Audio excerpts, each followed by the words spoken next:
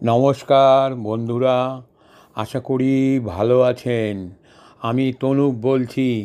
এই চ্যানেলে আমি আবার একটি ভিডিও আপনাদের জন্যে নিয়ে আসলাম। রিসেন্টলি আমি একটি সাউথ ইন্ডিয়ান ছবি দেখেছি।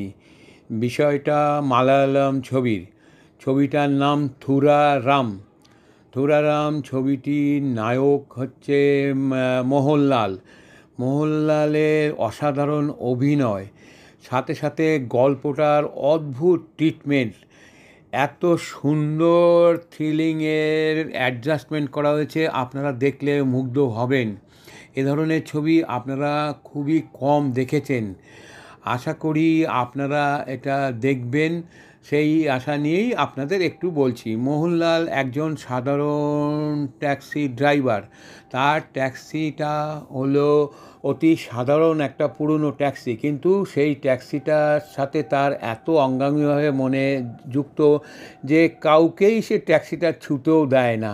ট্যাক্সি ছুলেই রাগ হয়, ও শুধু প্যাসেঞ্জারকে নিয়ে যাবে আর নামাবে। একদিন সেই মোহনলালের ছেলে হারিয়ে যায়। হারিয়ে কোথায় গেল, থানায় খোঁজ করতে গেলে সেই মোহনলালের গাড়িটা আটকে রাখা হয়, তাকে থানা ছেড়ে চলে যেতে বলা হয়।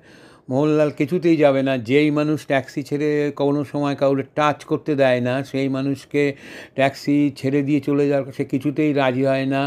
সে তখন নাছোড়বান্দা হয়ে বলে, আমি কিছুতেই ট্যাক্সি ছেড়ে যাব না। তখন ওই থানার যে কয়জন অফিসার ছিল তাহলে বলে, ঠিক আছে, তুমি ট্যাক্সি নিয়েই চলো, আমরা তোমাদের সাথে যাব, আমার একটা কাজ আছে। তাদের নিয়ে ট্যাক্সি নিয়ে রাত্রিবেলা জঙ্গলের পথে রওনা দেয়।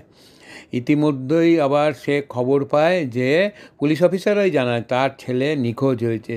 ছেলে কোথায় নিখোঁজ হয়েছে সেই সব নিয়ে ভাবতে ভাবতেই জঙ্গলের পথে সে গাড়ি চালায়।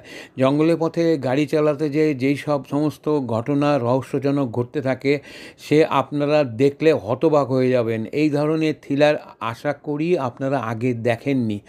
আপনারা পুরো ছবিটা মন দিয়ে দেখুন, শেষে যে চমকটা আছে সেটা আপনাদের খুব বিস্মিত করবে। এই ছবিটাতে মোহনলাল অসাধারণ অভিনয় করেছেন। ওনার স্ত্রী এবং অন্য যে পুলিশ অফিসাররাও অভিনয় করেছেন, তারাও সবাই অসাধারণ অভিনয় করেছেন। মানে ছবিটাকে আপনাকে একটু অন্যমনস্ক হতে দেবে না। ছবিটার অন্য কাজ, বিশেষ করে জঙ্গলের পথে অন্ধকারের দৃশ্যগুলোও অসাধারণ। আপনাকে সারাক্ষণই মনোযোগ পর্দার দিকেই ধরে রাখবে। এই ছবিটা আপনারা জি5 চ্যানেলে অনায়াসে দেখতে পাবেন। এইবার আপনাদের কাছ থেকে আমি বিদায় নেওয়ার আগে কতগুলো কথা বলছি। এই ভিডিওটা যদি ভালো লাগে তাহলে একটা লাইক দিয়ে দেবেন ও বন্ধুদের সাথে শেয়ার করবেন।